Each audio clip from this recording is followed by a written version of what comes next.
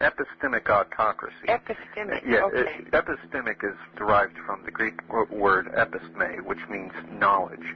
And, of course, an autocracy is the rule of one, or the rule of, one arbitrary ruler. And in the instance of the 20th century, we have been ruled by one particular variety of epistemology, what's known as empiricism, which is basically sense certainty. You only believe that which you see, and science is pretty much governed under the doctrine of sense certainty.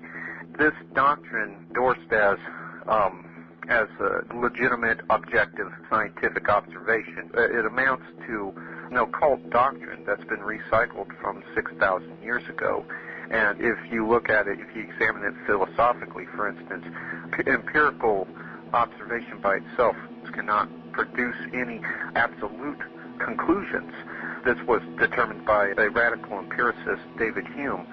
David Hume showed that while you can prove what's known as temporal succession, or one event happening after another, and you can show that juxtaposition of events, and you can also show what's known as spatial proximity, or two events or phenomena in the immediate proximity of each other. You can show these things, but you cannot prove that there's any causal connection between the two. So really, all the results of scientific research, according to this criteria, would rest upon faith.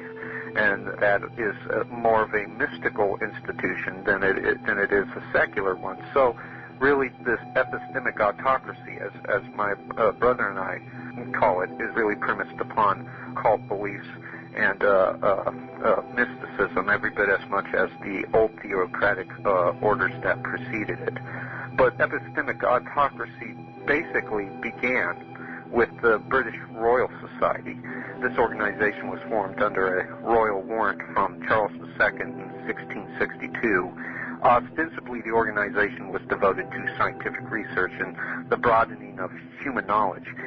However, a darker agenda takes shape when one examines the esoteric heritage of the group's members. Virtually all of the founding members were Freemasons. And Freemasonry is a secret society that adheres to an ancient occult tradition dating back roughly 6,000 years. And that tradition is the religion of the ancient mystery cults. The mystery religion originated in Mesopotamia, particularly in Babylon and Egypt, and it was introduced to the East by the Aryans of Persia and provided the foundation of all the Eastern religions, Hinduism, Buddhism, etc. And it also provided theological foundations for Judaic and Christian heresy, religions that would basically distort and pervert Judaism and Christianity, specifically Kabbalism and Gnosticism. But the religion's mythology, in a nutshell, the mystery religion's mythology is as follows. It basically holds that in the beginning, all human consciousness was encapsulated within a singularity, and this singularity has been assigned numerous appellations. The Freemasons, for instance, the book The Meaning of Masonry, which is by Masonic scholar W.M. Wilmshurst, he calls it the group soul or collective soul. H.G. Wells, who has been alleged to have been a Freemason and, of course, was also a Fabian socialist, a member of the Coefficients Club, and closely associated with members of the British Round Table organizations, which would form the Royal Institute of International Affairs and eventually form a stateside branch here in the United States known as the Council on Foreign Relations. H.G. Wells called this singularity the mind of the race, or the racial mind. But at any rate, this singularity constituted, according to the myth, God. And at some indeterminate point of time, the myth alleges that this singularity divided into a plurality. You'll notice that this myth kind of mirrors, or attempts to mirror, an account of the fall of humanity in Eden. However, there are some very, very different elements. It kind of distorts the original Eden account of humanity's fall, because essentially it's not sin that results in the fall of man. It's a diaspora of consciousness into several individual entities. In other words, it's when you and I become individuated from the group soul, from the collective soul. But at any rate, the myth portrays man as a god in the process of becoming. And at the point of apotheosis, or the point at which man becomes God, individuality is obliterated and the collective is acknowledged as supreme reality. This new man is spelled with a capital M, man with a capital M, to connote humanity's purported divinity, has been presented by numerous ideologues throughout history. Hitler called him the Aryan. Nietzsche, who was the philosophical progenitor of Hitler, called him the Übermensch. In communist Russia, he was called the Soviet man. Despite the cultural variations and modifications, the myth remains universal. In the meaning of Masonry, we learn what the chief facilitator for humanity's apotheosis, purported ascent to becoming God, is. I'll read you an excerpt. This is what Wilmhurst, W.M. Wilmhurst, a Masonic scholar, says. Quote, "This, the evolution of man into Superman, was always the purpose of the ancient mysteries, and the real purpose of modern Masonry is not the social and charitable purposes to which so much attention is paid, but the expediting of spiritual evolution of those who aspire to perfect their own nature and transform it into a more godlike quality," unquote. Essentially, that's what the Masons that formed the British Royal Society were, that this was the doctrine that they promoted and promulgated. They promulgated it under numerous appellations and numerous forms. But if you notice, he uses the term there, evolution. This occult process of becoming is evolutionary in character. And that is interesting because long before Charles Darwin even wrote on the origin of the species, evolutionary theory was the intellectual property of the Masonic Lodge. Evolution actually finds its spiritual correlative in the Hindu doctrine of reincarnation, which was imported to England by the British East India Company, and subsequently it was adopted by the Royal Society, which was composed of all Freemasons.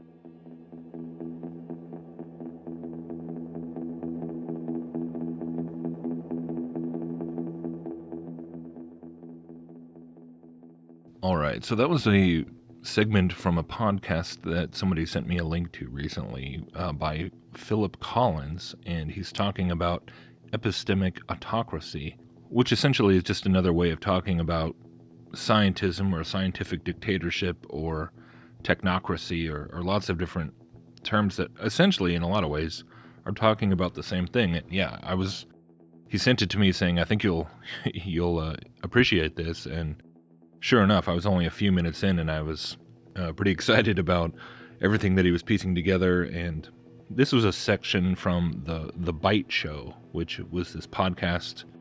I think her name was Georgianne who was doing it. And back in the day, I used to listen to a lot of podcasts. I did listen to the Bite Show once in a while. She had a lot of different guests. And the audio quality of that one isn't so great, but I wanted to include that little clip because he kind of just does a nice summary there at the beginning. But I did find another podcast that he was on called The Iron Show. I don't know if any of you are familiar with The Iron Show, with Johnny Iron was his name, I think. And he was doing it up until 2016, it looks like. I don't know what happened, but so I found this other one of The Iron Show, and if you want to listen to more, here's more of a full-length presentation. I'll just play it, without visuals or whatever. So basically just like a podcast. But yeah, epistemic autocracy, technocracy, scientific dictatorship, Scientism, tracing it back to mysticism and the occult and all the same things, and the same usual suspects and the same pantheistic monism that is at the core of the mystery religions, as he even refers to in there. And so I think if you are really into all the topics that I've been covering over the past few years, this is really a cool resource, this guy. So I'm going to be probably looking more into other material that he's done. It seems like he's kind of not been so active recently. He's written several books with him and his brother, I think Paul. So Paul and Philip Collins. But yeah, I was pretty excited to come across this. I mean, it's kind of heady in some ways, but at the same time, yeah, is kind of a gold mine in terms of really getting to the root of scientism as a philosophy and as a worldview and as it applies to socio-political contexts, as it applies to religious contexts, just all across the board. So definitely worth taking a listen to if you're so inclined. And of course, I'll leave links in the description. So here we go. People who lay claim to the right to rule by virtue of their specialized knowledge, their scientific knowledge, their technical knowledge. And of course, in such a societal model, democracy is democracy for a broader constituency ceases to exist. It becomes more of a consolidated democracy. It's a democracy of experts, as H.G. Wells put it in the Open Conspiracy.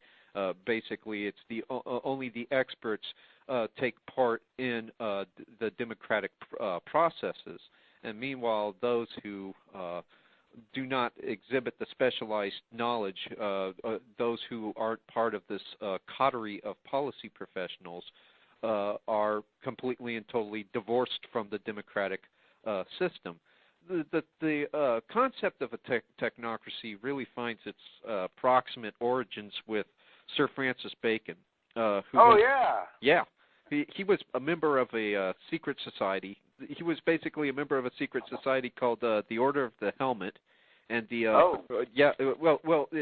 which is closely aligned with Rosicrucianism. I'll give you some background. Was that a precursor to Rosicrucianism? Yeah. For all practical purposes, the organization, the Order of the Helmet, its name was derived from Pallas Athene, which was the Greek goddess of wisdom, who was portrayed wearing a helmet. And although Bacon was regarded as this innovator of science by orthodox academia, his studies mostly embraced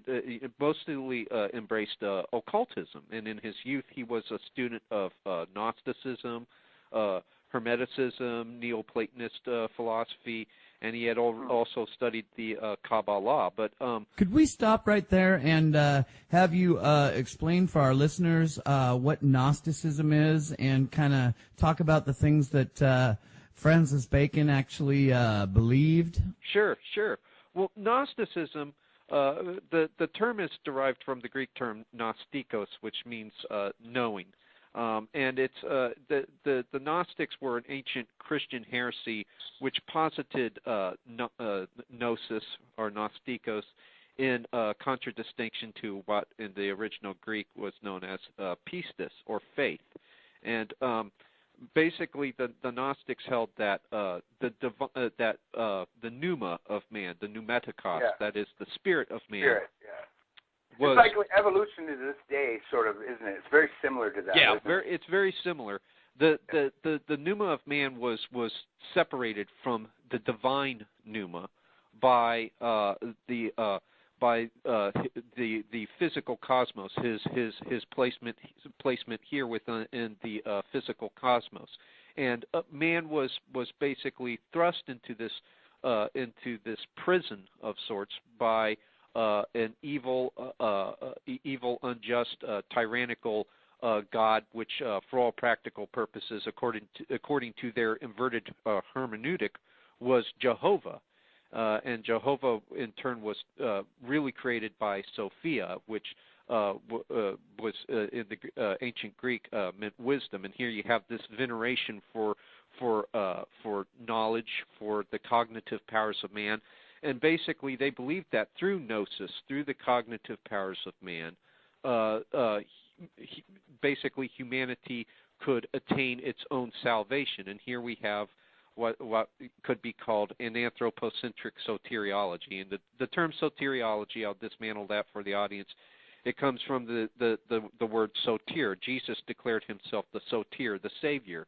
And so soteriology deals with the study of salvation, and with an anthropocentric soteriology, anthro meaning man, centric meaning centered, so man-centered salvation. With an anthropocentric soteriology, man becomes the source of his own salvation. You see this sort of belief espoused by Protagoras, who basically held that man was the measure of all things.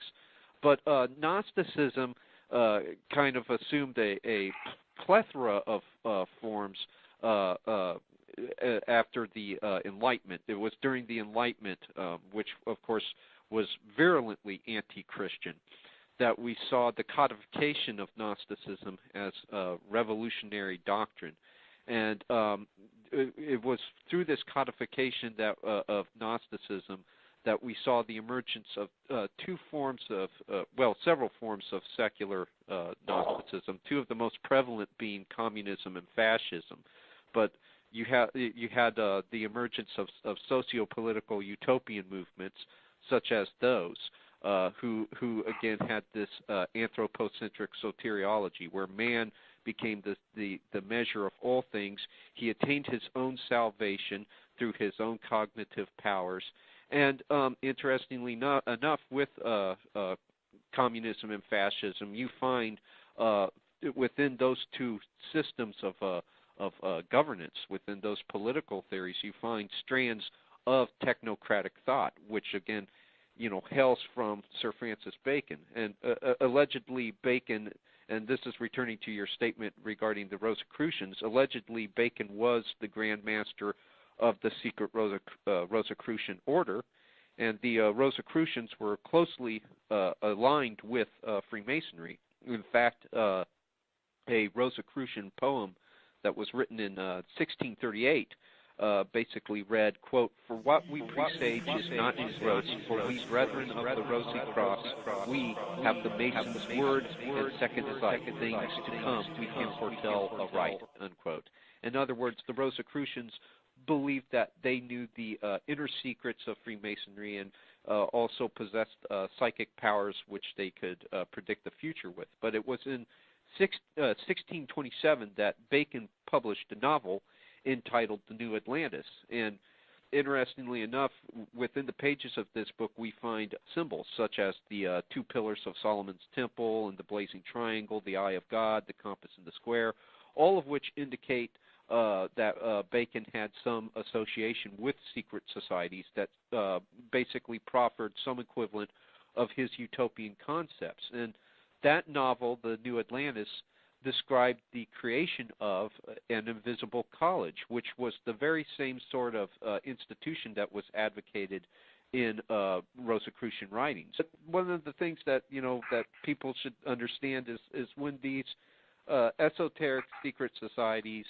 and the socio-political utopian movements that were basically spawned from them, when they cite biblical iconography, when they cite certain pieces of Scripture, they're basically ripping those icons and they're ripping those pieces of Scripture from the matrix of a broader biblical gestalt, and they're superimposing upon them their own esoteric interpretations. They're basically reconceptualizing biblical iconography and Scriptures within a distinctly occult context. And so for the Freemasons and for the Rosicrucians, these signs and these symbols meant something entirely different than what they would mean for, say, for Christians. Atheism is a philosophical impossibility because in order to conclude with all certainty that there is absolutely no God, one has to lay claim to infinite knowledge. And infinite knowledge, of course, is constitutive of omniscience. Omniscience is a trait that is inherent to deity. And so in order to say there is no God, one has to lay claim to a trait of divinity, thereby becoming God. And you see this with you see this sort of radical divinization, if you will, this apotheosis of man with socialist theoreticians such as Marx and Feuerbach, who basically interpreted God as the projection of all the very best features of humanity into this hypostatic beyond. They believed that all that God was the inherent goodness of man, mythologized by man and given a name, the name being God. So basically it's the proto-evangel all over again anyway. Right. And according to Marx and Feuerbach, they had this humanitist eschatology. They believed that history would reach its apex when man would realize his own alleged intrinsic divinity and draw this projection of God back into himself and be transfigured into Superman, or apotheosis. That means to become a god and everything. So, and again, this is older. These are older ideas that actually come out of occult theology. Those sort of ideas were promoted by the Rosicrucians, by the Freemasons, and of course they were supposed to be promulgated through what was known as the Invisible College, which was precisely what Francis Bacon was speaking about in his novel The New Atlantis. He talked about the creation of the Invisible College, and the creation of an Invisible College was realized with the formation of the British Royal Society in 1660.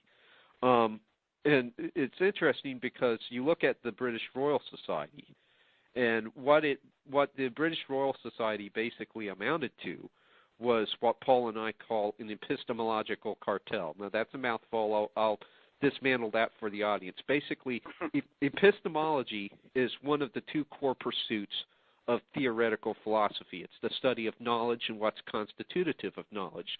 The term's derived from the Greek word episteme, which means knowledge. And there is and interestingly enough, there's an epistemological dimension to science, as is evidenced by the etymology of the field itself. The word science is derived from the Latin word scientia, which also means knowing or knowledge.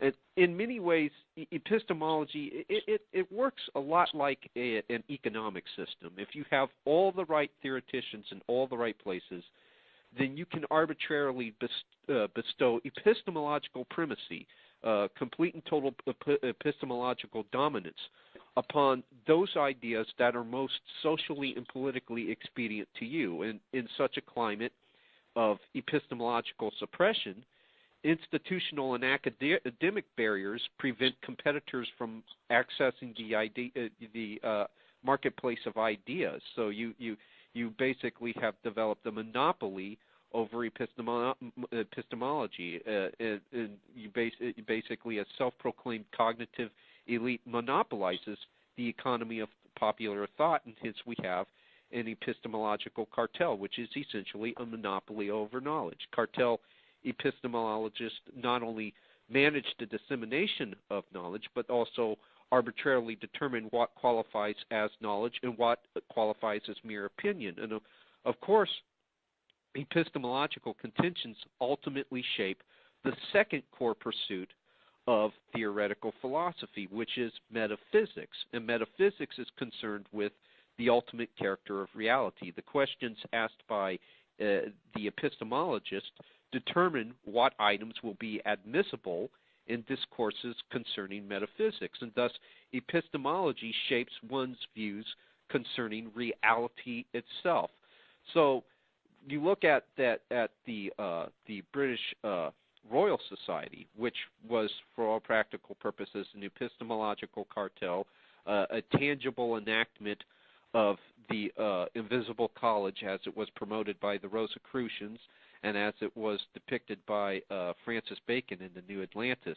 What were the metaphysical contentions that the British Royal Society, what were the metaphysical contentions that it was trying to legitimize through its monopoly over knowledge?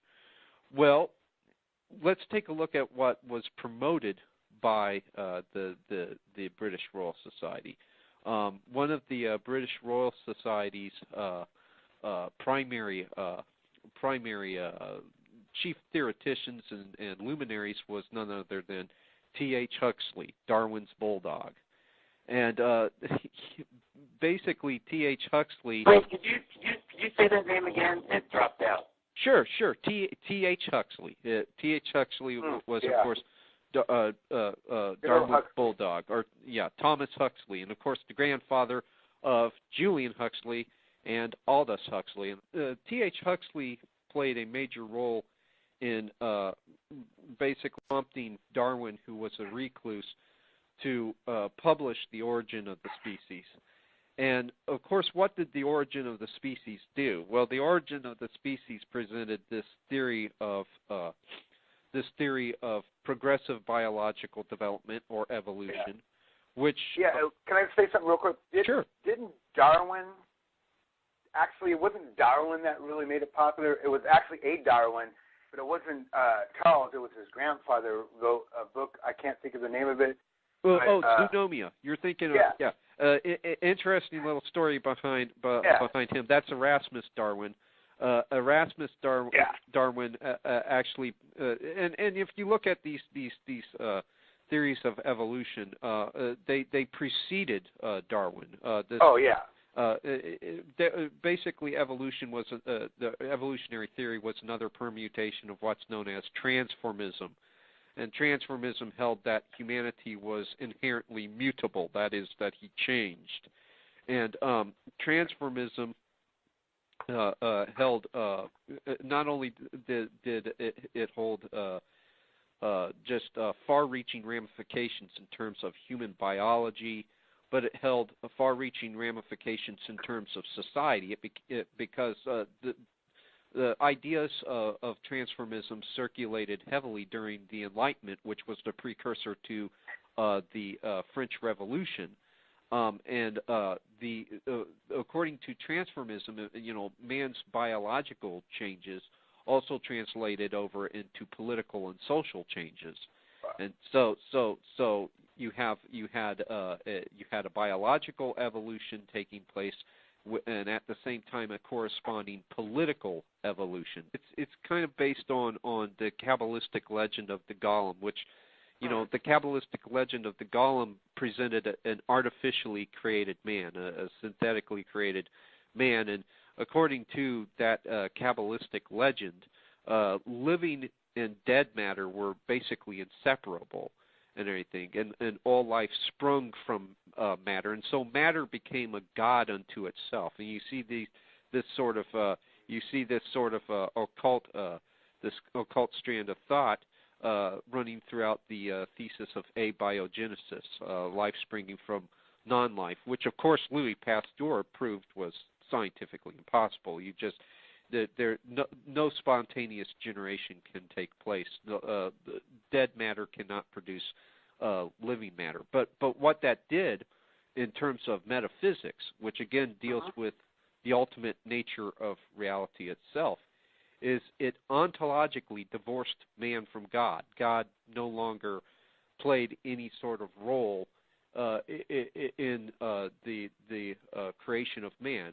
If at best you have a deistic God, a deistic spirit, an absentee landlord who simply set the process of evolution into motion and just simply allowed man to emerge from the slime and begin his climb ever upward, onward, moving towards his, working towards his own salvation. And there we have, again, the anthropocentric soteriology of Gnosticism. Or theistic evolution. Yeah, and that's why I believe it's Dr. Wolfgang Smith. He refers to Darwinism as he refers to it as a Gnostic myth, because it pays credence to the Gnostic doctrine of self-salvation with the metaphysical claim of self-creation, abiogenesis, spontaneous generation, and that's the only way that the anthropocentric soteriology of Gnosticism will attain any sort of semblance of sense, is if you have the notion of man creating himself, and therefore he's responsible for his own salvation. He attains it through his own cognitive powers, and he gradually, through gnosis, works towards apotheosis, towards becoming a god and everything. Now, the traditional theistic concepts such as salvation and immortality are reconceptualized in a purely immanent sense, and I'll dismantle that term for the audience. Emanatism. Yeah, exactly. It's derived from the term immanence, which is from the Latin phrase immanere, which means to remain within. Objects of immanent experience reside purely within the experiential limits of man, within the ontological confines of the physical universe, because as immanent objects, you don't require faith to apprehend their existence and everything. And here again, you have the Gnostic derision for pistis or faith and everything, and the veneration for gnostikos, for knowing, for direct knowing. And so you have so this is basically the sort of metaphysics that the Royal Society were endeavoring to, through their epistemological cartel.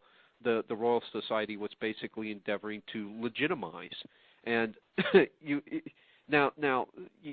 might think, well, that sounds a wee bit conspiratorial and everything. Well, before I fly off into some sort of paranoid left field, let me make it clear. One might argue that the Royal Society was little more than a collection of naive Baconians who basically believed in an oversimplified epistemology of empirical science, which was devoid of intention, devoid of hypotheses, as Newton put it, hypotheses non fingo. However, there was an inner circle within the Royal Society, which the writers James Moore and Adrian Desmond characterized as, quote, a sort of Masonic Darwinian lodge invisible to outsiders, unquote. Science and religion were never, at first, were not separate repositories of knowledge. No, not in the beginning. They always went hand in hand. Right. They were just simply different forms of epistemology that worked in correspondence with one another. If you look at the very first sermon delivered by Peter in the book of Acts, he offers proofs. He offers evidentiary claims, evidence-based claims for the faith. He cites the empty tomb of Jesus Christ. He cites the fulfillment of Old Testament prophecy. He cites miracles. So it's not blind faith, which would essentially be superstition. It's an evidentiary-based faith. The problem is, and then science affirms that through quantification and through empirically discerned studies. The problem is that there was a bifurcation between those two epistemologies, bifurcation or a division. Didn't that really come from the alchemists? Didn't they start those ideas? Well, it really began with the nominalist, foremost of which being Occam.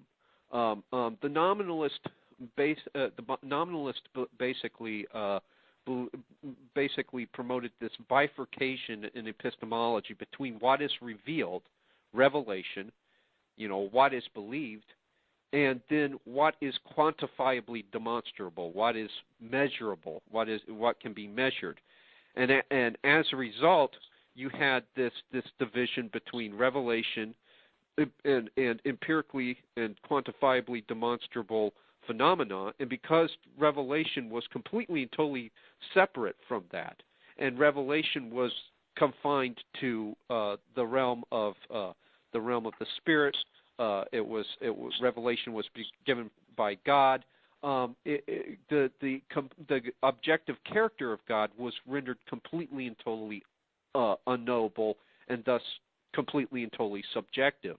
And you had with this bifurcation in epistemology, this slippery slope to this belief that anything that is quantifiably and empirically demonstrable is constitutive of truth, and that for all practical purposes is scientism. Scientism basically is a preoccupation with quantifiable entities. If it cannot be quantified, if it cannot be empirically discerned, then on the grounds of metaphysics, it simply does not exist. And basically, scientism it called for the universal imposition of science on all fields of inquiry, including morality, governance. And the problem with that is that many a modern mind, being chronocentric as it is, seeing all the modern wonders of science, might consider that sort of imposition desirable. But the problem is that what entities fall outside the realm of quantification? What sort of entities cannot be empirically or quantifiably demonstrated? Well, dignity, liberty, freedom, the spirit of man. Because those entities cannot be quantified, they're simply jettisoned. And herein you have the beginnings of what could be considered the scientific dictatorship, where science is universally imposed on the whole of the social body, and as a result, those concepts of liberty, of democracy, of dignity are all jettisoned because they simply do not fit. They simply do not fit the measuring stick. But returning to the British Royal Society and to examine how it operated as an epistemological cartel, and to examine the conspiratorial aspects of the organization. Again, not every fellow of the British Royal Society was, a member of some high cabal. Many of them were probably naive Baconians. But again, according to James Moore and Adrian Desmond, there was this Masonic Darwinian Lodge that was invisible to insiders within the Royal Society, and that inner circle was the X Club, and its members wielded a substantial amount of influence over every famous scientist at the time. All of its members, except Herbert Spencer, were secretaries or presidents of learned societies, and it was none other than T.H. Huxley who presided over the X Club, which manipulated the scientific press. One of the most prevalent examples of the X Club's media manipulation was its obfuscation of the Bathybius-Haeckelii scandal. It was discovered that Bathybius-Haeckelii, which many an evolutionist at the time were contending was the missing Monera, the primordial organic material from which all life sprung. It was discovered that was nothing more than gypsum, a lifeless rock, and not the missing Monera in Ernest Haeckel's phylogenetic tree. And once that was discovered, the X Club suppressed almost every revelation of the debacle. And remember, the X Club was presided over by T.H. Huxley, who was a Freemason and a participant in the formation of the Rhodes Roundtable groups. Now, the Roundtable groups were devoted to the formation of a British-ruled form of global governance. And out of the Roundtable groups would come the Royal Institute for the International Affairs, or the RIIA, and the RIIA would establish a stateside branch here in the United States known as the Council on Foreign Relations, or the CFR. And this organization has acted as America's premier foreign policy cartel and a major catalyst for globalization. And globalism, in the words of the late Malachi Martin, globalization, according to Malachi Martin, qualified as, quote, socio-political Darwinism, unquote, because it's premised upon the belief that global governance is the natural corollary of man's alleged political evolution. And, of course, the Bathybius-Haeckelii scandal imperiled the veracity of Darwin's claims, which in turn provided the scientific foundation for the global society that Huxley and his Masonic colleagues hoped to see enshrined. But at any rate, the Royal Society exemplifies the concept of an epistemological cartel. Society members like Huxley managed the dissemination of knowledge, which in turn shaped the metaphysical suppositions of others, and such metaphysical suppositions underpin the anthropocentric soteriology of socio-political utopians, secular Gnostics, the new Gnostics, who adhered to a secular mythology. And in the beginning of that secular mythology, Eden was a singularity, which was eventually divided into countless pluralities by the Big Bang. And according to the myth, the reconstitution, the regaining of Eden, paradise regained, was achieved through evolution, which invariably requires the assistance of man through several different biological methodologies, namely population control, eugenics, social methodologies such as fascism, communism, or other forms of socio-political utopianism. And as evolution is guided down the desired course, man returns to the singularity, returns to Eden. Eden is reborn, but Eden is completely and totally confined to this ontological plane of existence.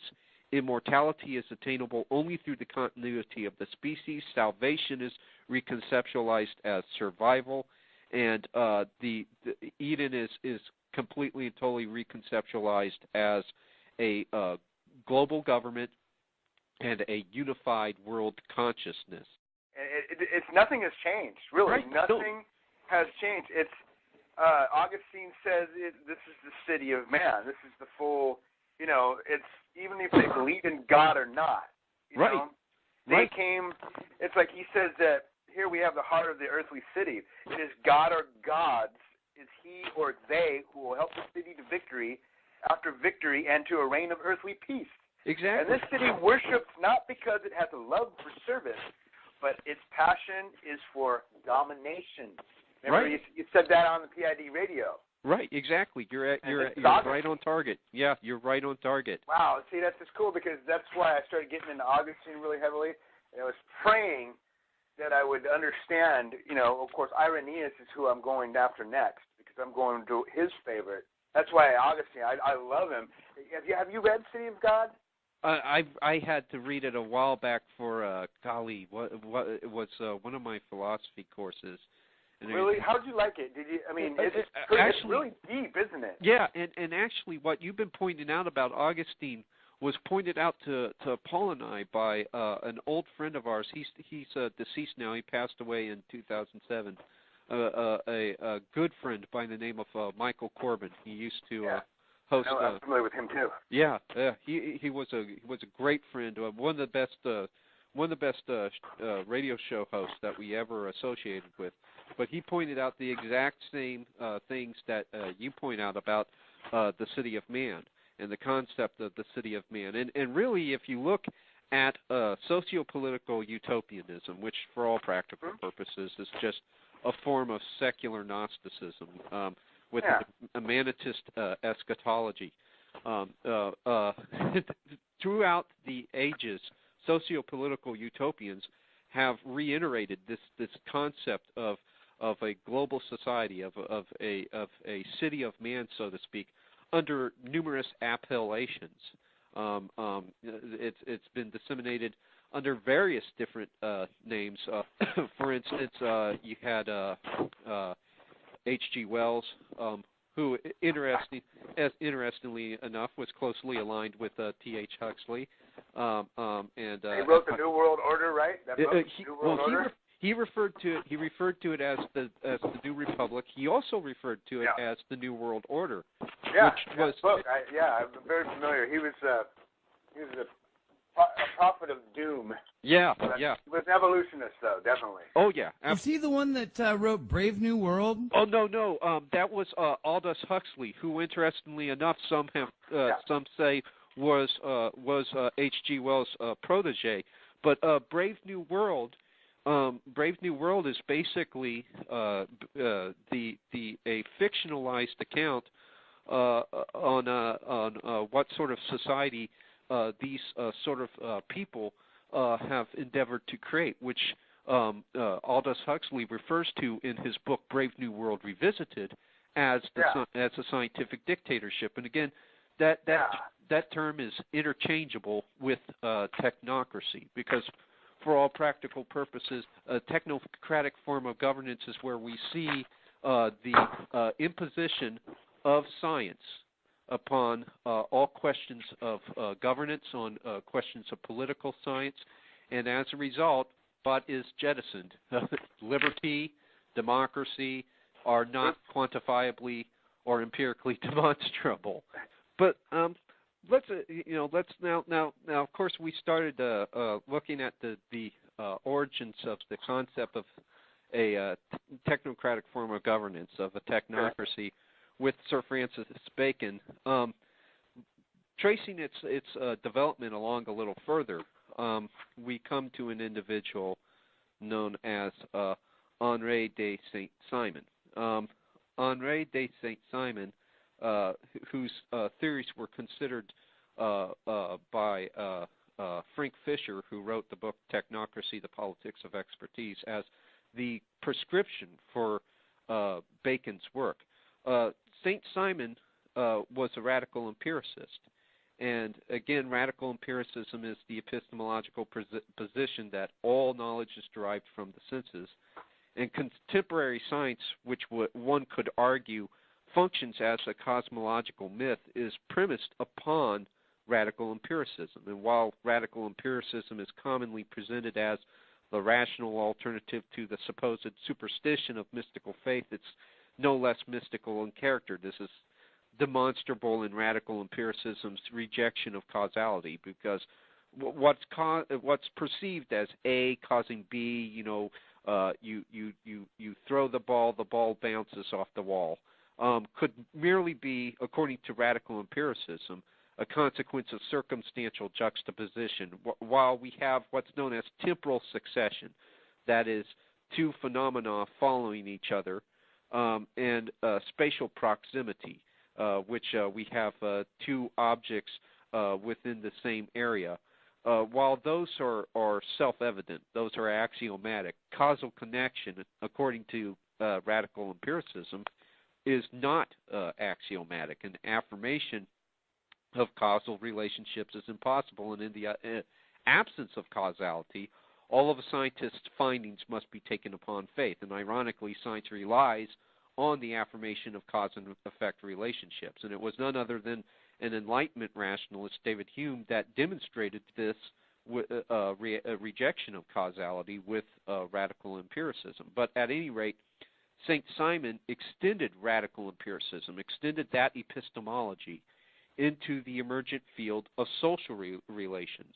During the Reign of Terror, Saint-Simon was imprisoned for 11 months and was constantly in fear for his life. And this experience instilled a deep fear of revolution in Saint-Simon. And to mitigate the violent climaxes that often accompanied revolutions, Saint-Simon endeavored to develop a science of human relations, and working under the epistemological assumptions of radical empiricism, Saint-Simon contended that the diagnosis and healing of societal ills laid in the apprehension of the alleged physiological realities that underpinned all thinking and feeling. For all practical purposes, thinking and feeling, he believed, had biochemical origins. There was no pneuma, there was no pneumatikos, no spirit. They were purely biological, purely physiological in origin. And he extended that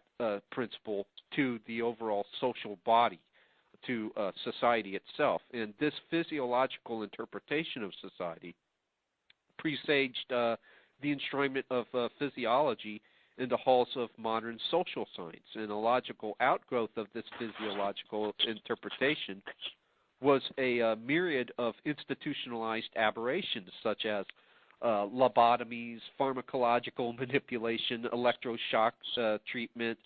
All that comes from the extension of radical empiricism to the whole of the social body. But at any rate, in Saint-Simon's essay on the science of man in 1813, Saint-Simon contended that physiology had moved beyond a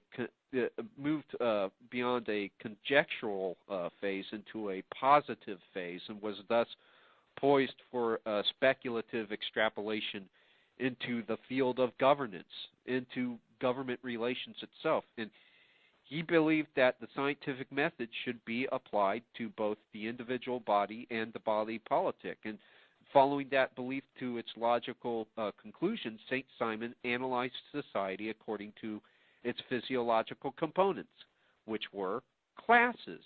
Now, does that sound familiar? This sort of functional class analysis was the stuff that Marxism was made of.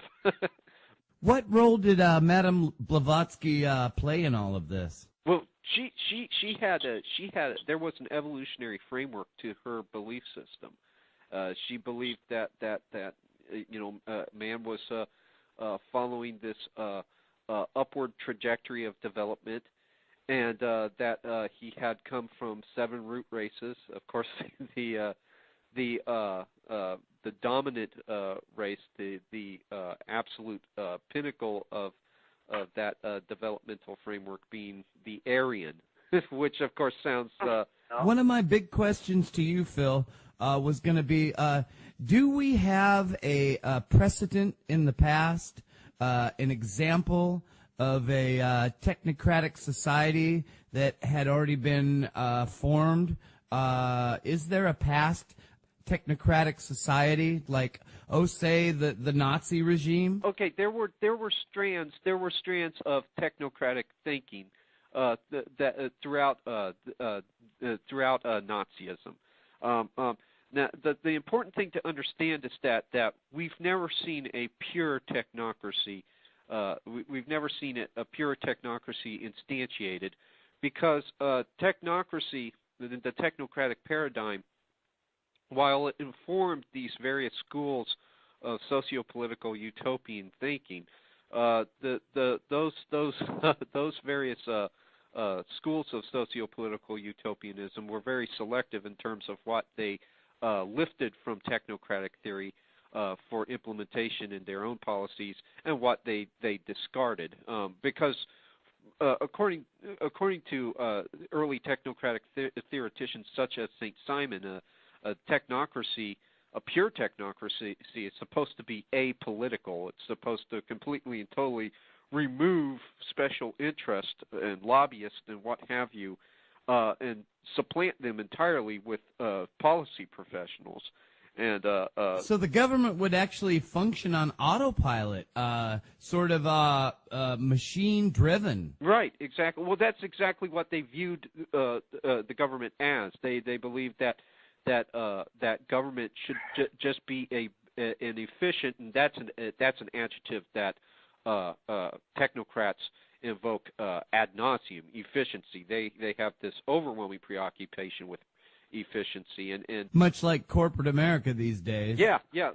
There's a great deal of technocratic thought that runs throughout corporate America. Cultural feminism, which arguably is a form of Gnosticism towards a culture of androgyny, which is completely and totally ridiculous. I mean, there's no way that you're going to ever expunge the intrinsic differences between man and woman. But that's nonetheless what they seek to do, which of course is very scary when one considers the fact that androgyny is a hallmark of ant colonies and insect societies. And you look at several esoteric secret societies, such as the Bavarian Illuminati, which was a prominent secret society of the Enlightenment. Adam Weishaupt. Yeah, as Adam Weishaupt. And the skeptics will tell you that was all disbanded, but we know from history that you can't kill an idea. No, exactly. It was and that's largely what Weishaupt had contributed to, was the diffusion of an idea, or in the words of Dostoevsky, a fire in the minds of men. But if you look at one of the titles of the Bavarian Illuminati, the Order of the Bees. So you see this fascination with insects and with the insect model of society, which is of course like one. The plague of the locust. Yeah. Flies and the yeah. lights. But a beehive doesn't seem to facilitate a hierarchy of power-hungry people that want to control. I mean, that's not... Well, in a beehive, you have the queen, and then you simply have the drones. So is that what these people envision, to be drones themselves? Yeah, for all practical purposes. Now, we actually saw the beginnings of a technocratic society in America right there around the FDR era. You're absolutely correct. Yeah, you're right on target. You're right on target. In fact, the technocratic movement, which was a phenomenon at the time, many of its adherents believed that FDR should be basically be made the absolute dictator. And many technocrats believed that the New Deal would be, for all practical purposes, technocracy. That's progressivism, what we call it here. Progressivism actually was the precursor to the technocrats. It was one. Or it's the technocrat, the secret, and the progressivism is the show. There was this little book written somewhere around 1932, and it was a short book. It was only like 75, 80 pages long, and it really laid out the whole idea of the technocratic society. It was kind of... I believe the book you're thinking of is by Henry Porter, and in that book, Porter basically says... he says, "Will the New Deal be a technocracy?" And poses that question. Technocracy in its purest form, has never been, never witnessed instantiation. What you have though is several political theories that selectively lifted from technocratic theory and were instantiated. For instance, Marxism, which was disseminated on the popular level as communism. The Marxist concept of a planned economy, that for all practical purposes is lifted from the technocratic theory of centralized bureaucratic decision-making. You also, and again, Henri de Saint-Simon, who I was discussing earlier, his functional class analyses presaged Marx's own class analyses, and of course Henri de Saint-Simon was considered the earliest one of the earliest theoreticians of the technocratic of the technocratic paradigm, at least of the earliest person to systematize and compile the ideas that constituted technocratic governance. And what you had with FDR is a good many of FDR's brain trust were admirers of Benito Mussolini and Benito Mussolini's corporatism.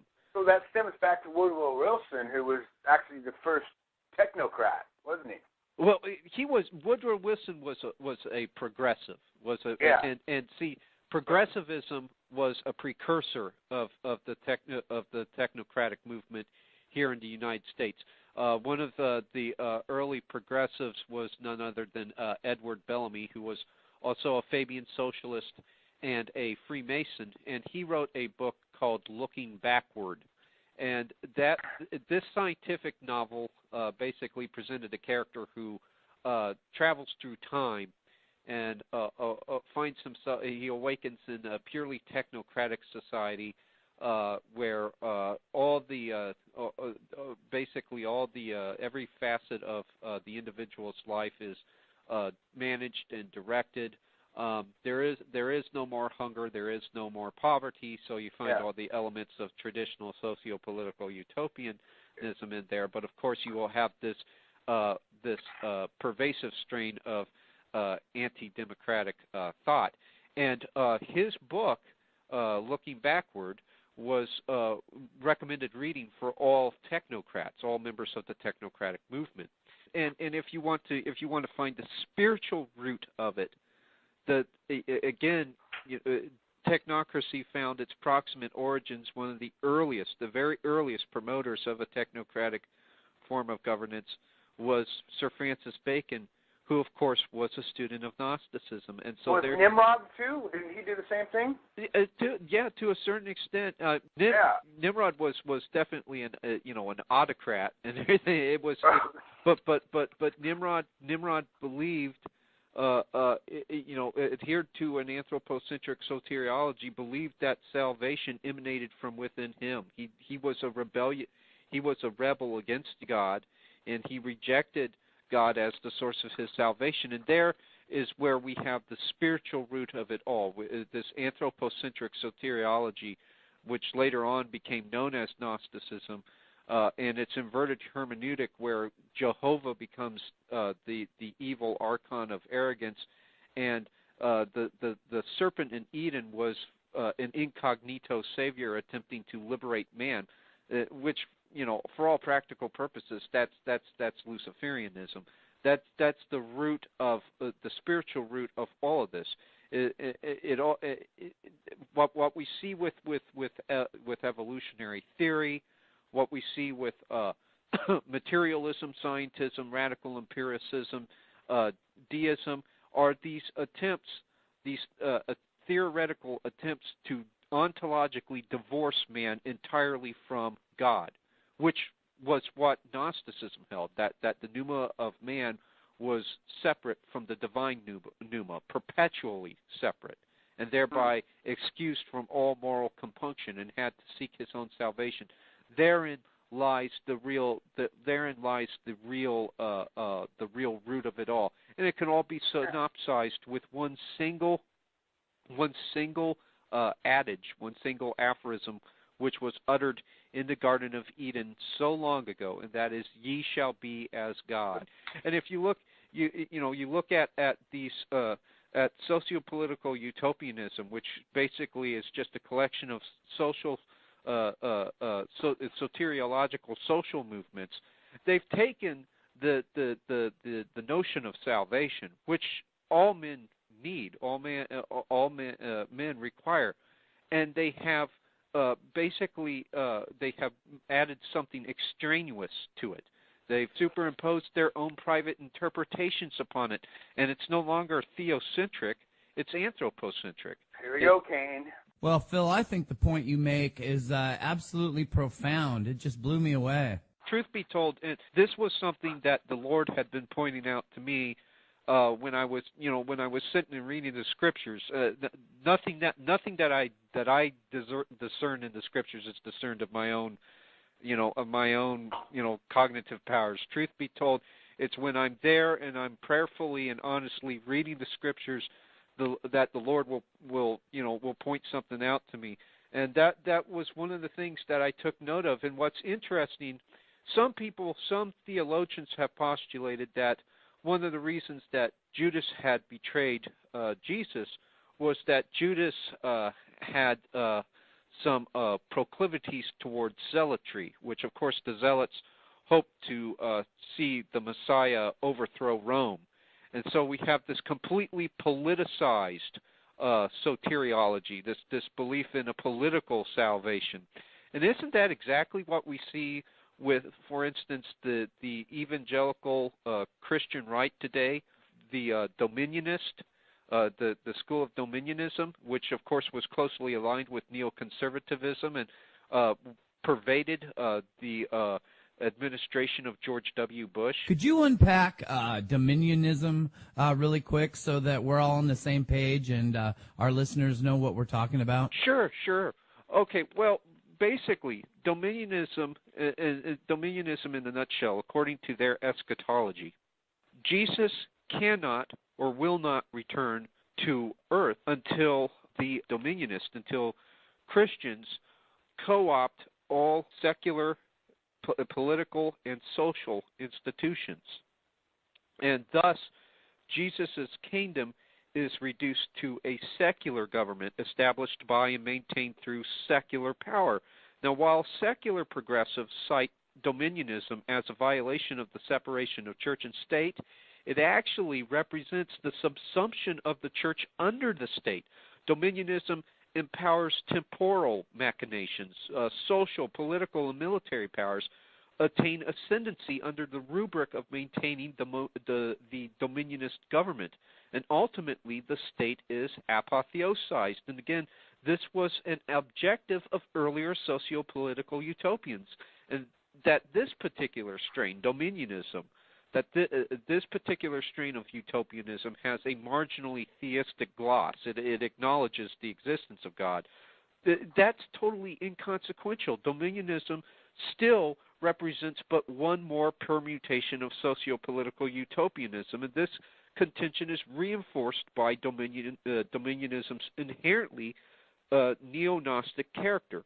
The neo-Gnostic character of dominionism is underscored by its mandate to build the kingdom of God in the here and now.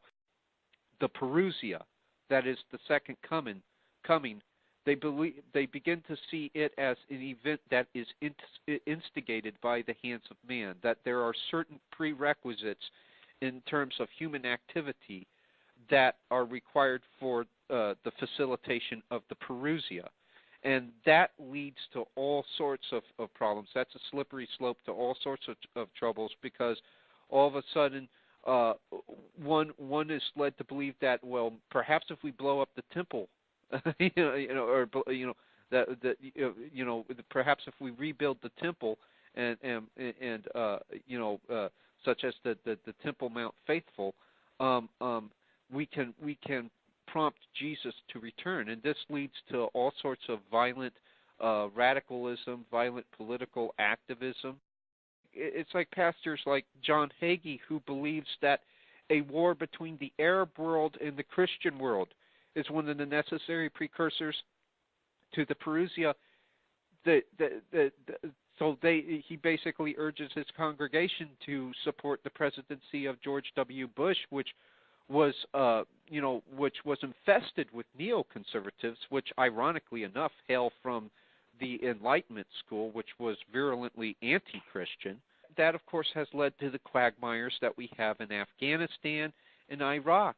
And let me ask you a question: now that we have so many troops abroad and we've killed so many Iraqis, we've had the Blackwater or Z mercenaries gunning down Iraqi civilians, and we've carpet bombed Afghan civilians. Does it appear as though Jesus is any closer to returning? Has he returned yet? Absolutely not. Yeah, and the problem is because this belief that some human activity, some sort of that certain historical events are absolute precursors to the parousia.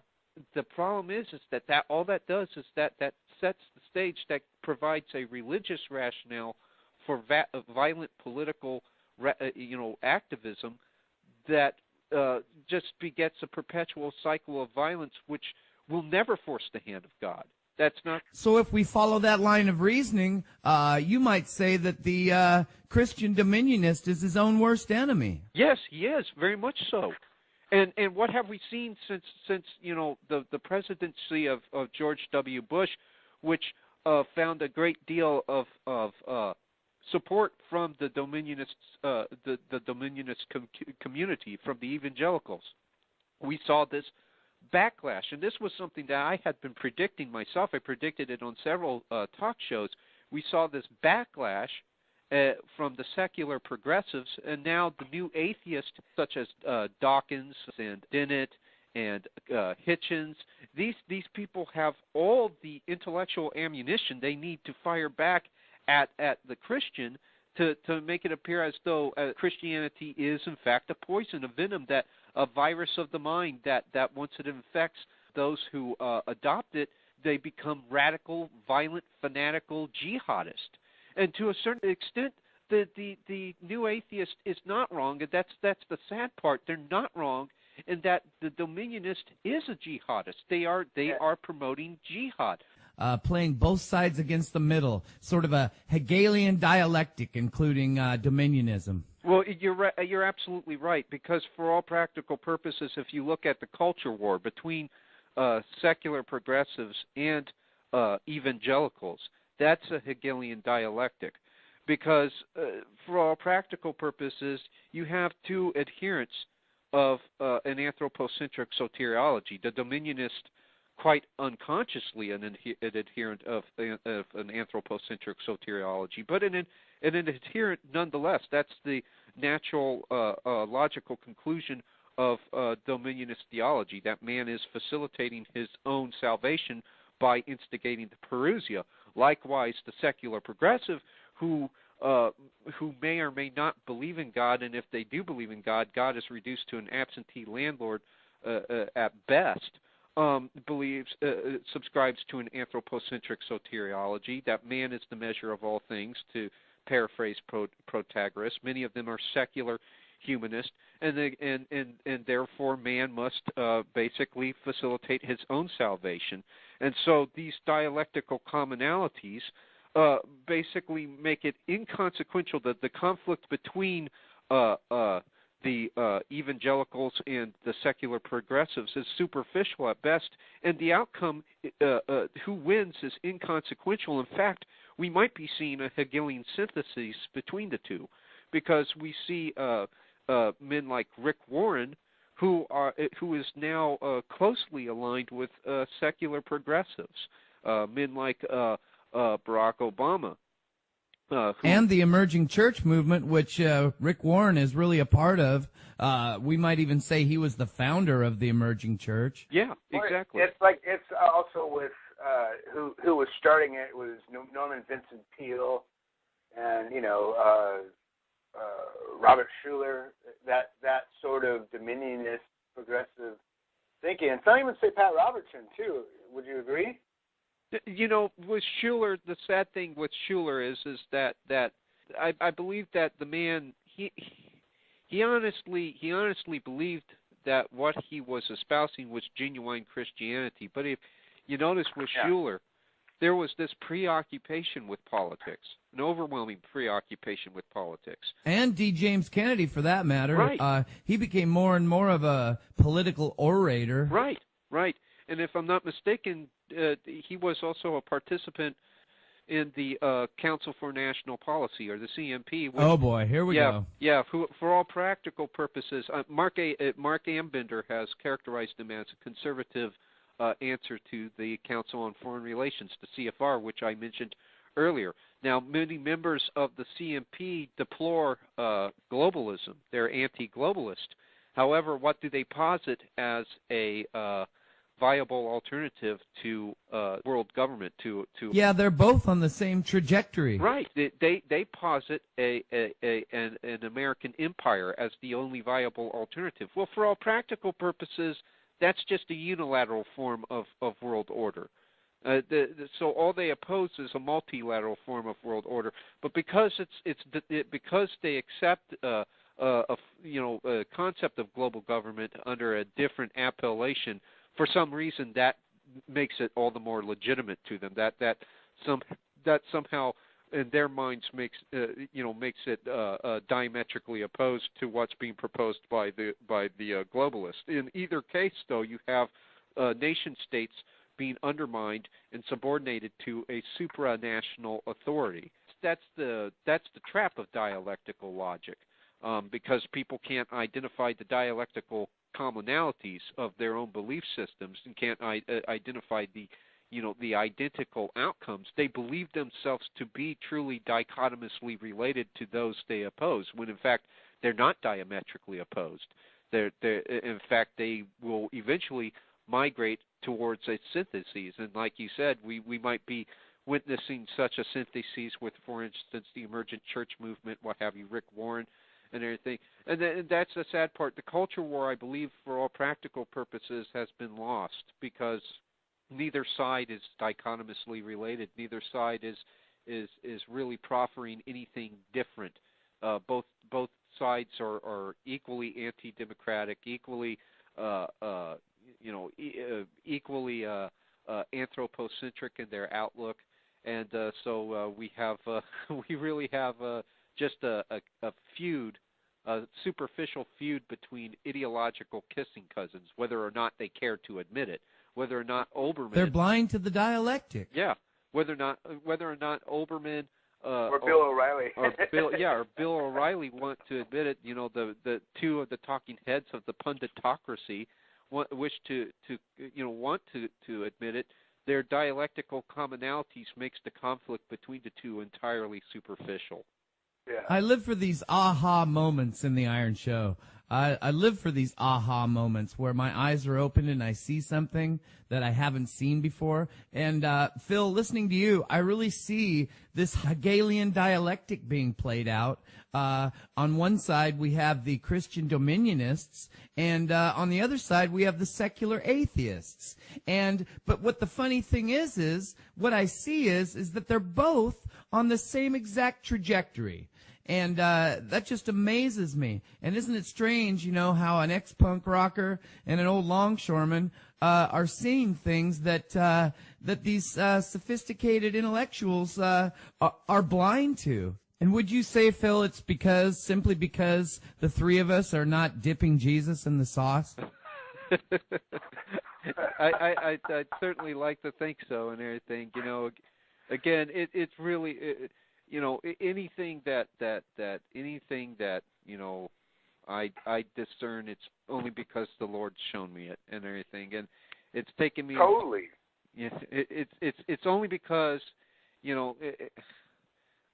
sometimes I feel sorry for the Lord because I realize that He's dealing with a very stubborn pupil with me. I mean, I'm not an easy person to teach. I'm not a very lovable person, but I'm thankful that he has patiently worked with me over these years and has opened my eyes to several truths and has shown me truths in the scriptures and everything. As it is, I'm sure that you can relate and everything. The Lord, revelation is sometimes is this gradual. This gradual process of disambiguation, and it takes a while and everything, but eventually, the Lord opens your eyes to certain truths and everything, and I'm finding more and more, the more and more I study this, the more and more I'm driven back to my Bible, not because I'm attempting to superimpose biblical eschatology and Bible prophecy upon the events of today, because while I believe that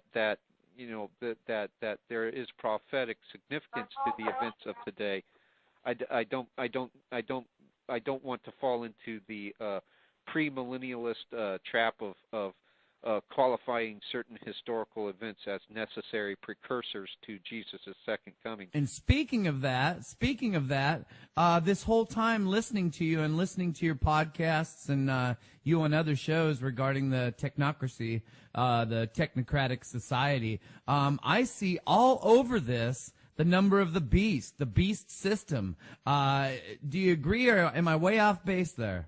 I mean, whether or not the technocratic proclivities of the current societal configurations that we currently have witnessed emerging throughout in this current period of human history, whether or not that ultimately leads to the system of the beast, one thing we can rest assured of, the intended outcome would be such a system, because it all stems from, again, the belief that man is the measure of all things, that ye shall be as gods, and that's ultimately those are the ideas that the system of the beast is premised upon. Now, bear in mind. Now, we don't know if that's going to take place anytime soon. It might. Yeah, it might not. I understand that. I could say that, but I think it's only fair to let me speculate a little. Sure. No, nothing wrong with that, Johnny. You know that. It's all. Of course, it's all in the hands of the Lord. It's all going to unfold according to His prophetic schematic and everything.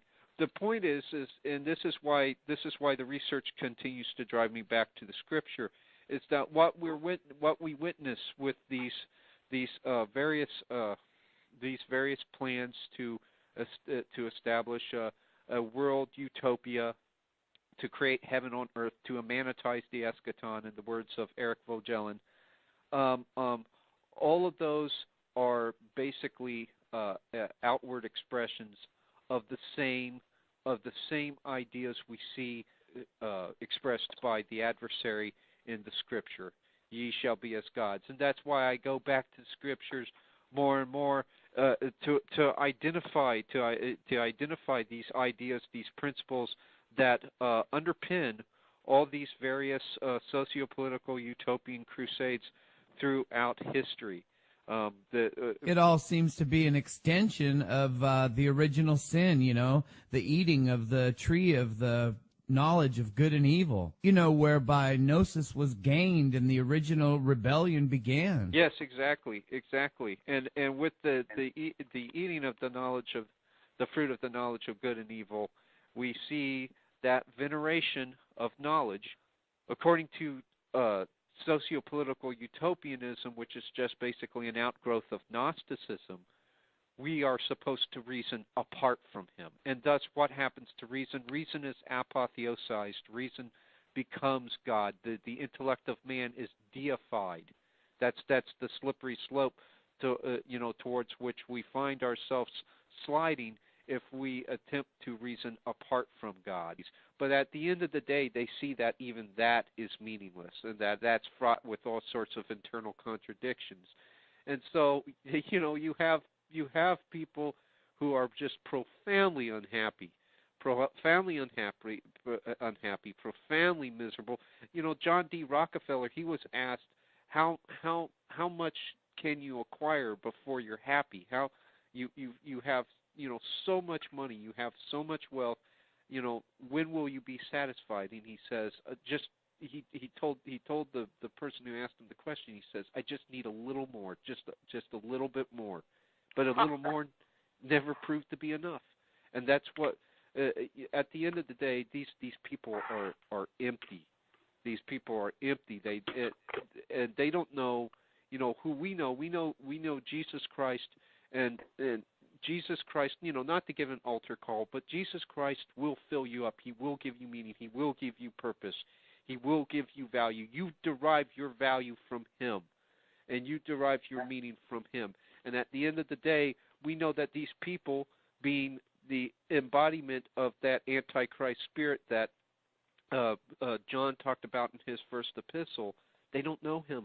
And so that's why it's all a house of cards. It's all falling down. It's toppling, around their ears, even as they're attempting to erect it. And that's why even if they ever tangibly enact their vision for society, the instant they do, the fuse on the bomb is lit, and it will come apart all around them, because none of it will last in the face of the Lord. I mean, we're talking about the God who brought Egypt to its knees. The God who spoke the universe into existence. Yes, spoke the universe into existence, and you know what? He can speak it out if he wanted to. That's right. So these guys, it's all, for all practical purposes, it's all a vapor, and it's all fading. And that's why I take great comfort when I read the Scriptures, and that's one of the reasons this research draws me back to the Lord and to his Word, because it reminds me that, as insurmountable as it appears, it's really all nothing. It's all vapor. Yeah, and I'd like to address the people. I'd like to talk to the people that are listening to this right now. If you're one of those people, one of those Gnostics, one of those pagans, one of those technocrats, you really do not have an answer for death. You really do not have an answer for what happens when I die.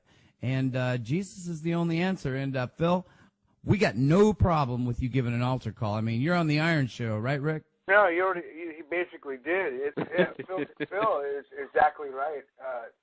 Jesus is the whole, it is all about him anyway. And he is the author and finisher of our faith. He is the only one. In him alone is there satisfaction. I like the saying that Jonathan Edwards says and John Piper says.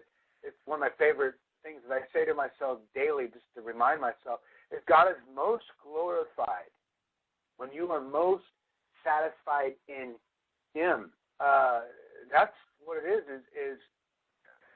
the secondary things that a Christian is waiting for of heaven and the place that we're headed to.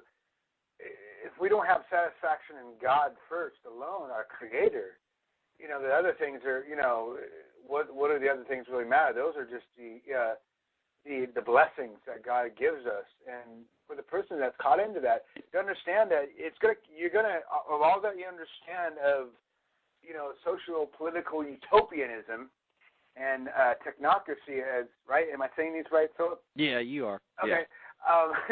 Yeah. It's just like, man, this is like a lot of new territory that I'm exploring now. Now I'm going to be exploring this. I'm going to have to, going to have to get your book and put it in one of my collections so I can kind of understand it even more. Because I'm really, like I said, I'm on the right path. But for that person that's out there, you're there. You're right in the middle of it, and you're going to come to that conclusion. And either you're going to come to that conclusion when it's too late, or you're going to come to that conclusion. You can come to that conclusion right now because here it is, right out. It's laid out in front of you. You can eat at the table. The feast is there. God has said, "Come, here you go. Come, take and eat.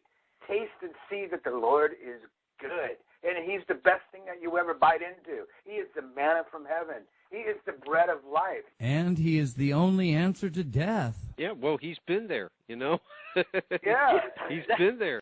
Yeah. Us. You mention death to God, and He can say, "Hey, been there, done that," and now that I've done that, you've nothing to fear and anything, because to live is Christ, to die is to gain. And that's a good place to end the conversation. Phil, I've been listening to you for a long time. I'm a big fan of yours, and it's just great to talk to you. I tell you, I love listening to you, but it's a lot better to be able to talk to you, and it's just been great.